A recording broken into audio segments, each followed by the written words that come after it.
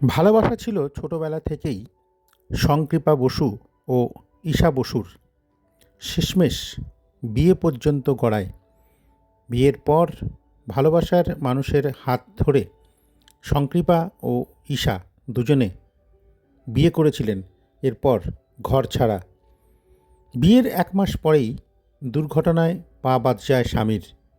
মা বাবা একমাত্র ছেলেকে ছেড়ে চলে গেলেও জীবনযুদ্ধে হার না মানার লড়াই এখন ঈশা ও শংকৃপার জীবনে। প্রতিবন্ধী হয়েও ঘরে বসে না থেকে কুরিয়ার ডেলিভারি কাজ করেই সংসার চালাচ্ছেন তারা। নদিয়ার হাঁসখালির এবং বগুড়ার বাসিন্দা শংকৃপা বসু। স্কুল জীবন থেকেই দুজনের প্রেম। দুজনেই চেয়েছিল বিয়ে করে একসাথে সুখে শান্তিতে থাকবে, কিন্তু অদৃষ্টের সেই অন্ধ পরিহাসের কাছেই হার মানতে বাধ্য হলো। বিয়ের পরের থেকেই শংকৃপার জীবনে ধীরে ধীরে নেমে আসে অন্ধকার। পরিবারের সবাই ছেড়ে থেকে চলে যান, কিন্তু স্ত্রী তাকে কোনোভাবেই ছেড়ে যেতে চাননি। বাড়ি ঘর নেই, ভাড়া বাড়িতে থেকে স্ত্রী ঈশা টিউশনি করে, পাশাপাশি শংকৃপা ডেলিভারি বয়ের কাজ করে থাকেন তিনি। প্রতিদিন সকাল হলেই ঈশা তাকে হুইল চেয়ারে করে গাড়িতে বসিয়ে দেয়। তারপর কোনো মতে খেয়ে সারা দিন ডেলিভারি করেন একটি হুইল চেয়ারে করে। আজকের দিনে এহেন ঘটনায় রীতিমতো হতবাক সকলেই চায় যে তাদের জীবন অন্তত সুখে শান্তিতে কাটুক। সত্যি কথা বলতে এই যে অমিলটা, সেটা হলো মনের মিল না থাকলে সেটা কোনোভাবে সম্ভব হয় না।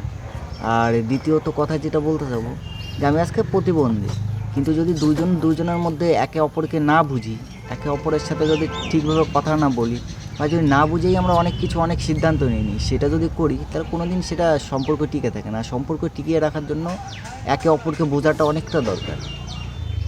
কিন্তু তোমাদের জীবনে প্রথম প্রেম কোথায় হয়েছে? আমাদের জীবনে প্রথম প্রেম ছিল আমরা স্কুল লাইফ থেকে।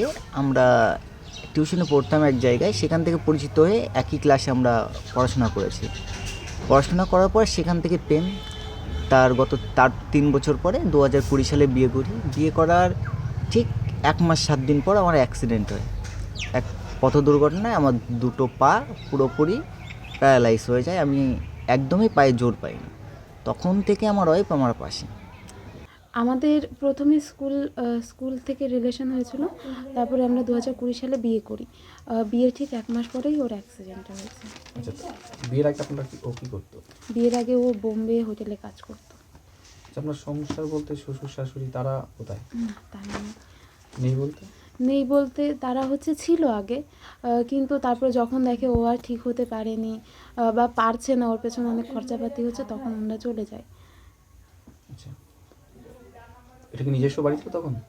তখন আমাদের নিজস্ব বাড়ি ছিল।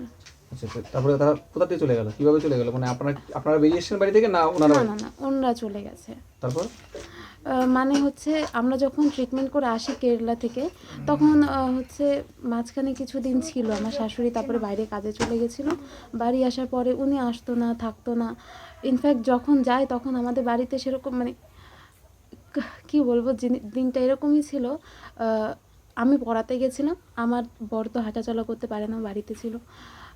আমার শাশুড়ির কাছে আমার বর বলেছিল কি যে, মা চাল নেই, তো 500 টাকা দাও, বাজার তো করতে হবে। উনি বলেছিল কি যে, সেসব আমি জানি নাকি। তো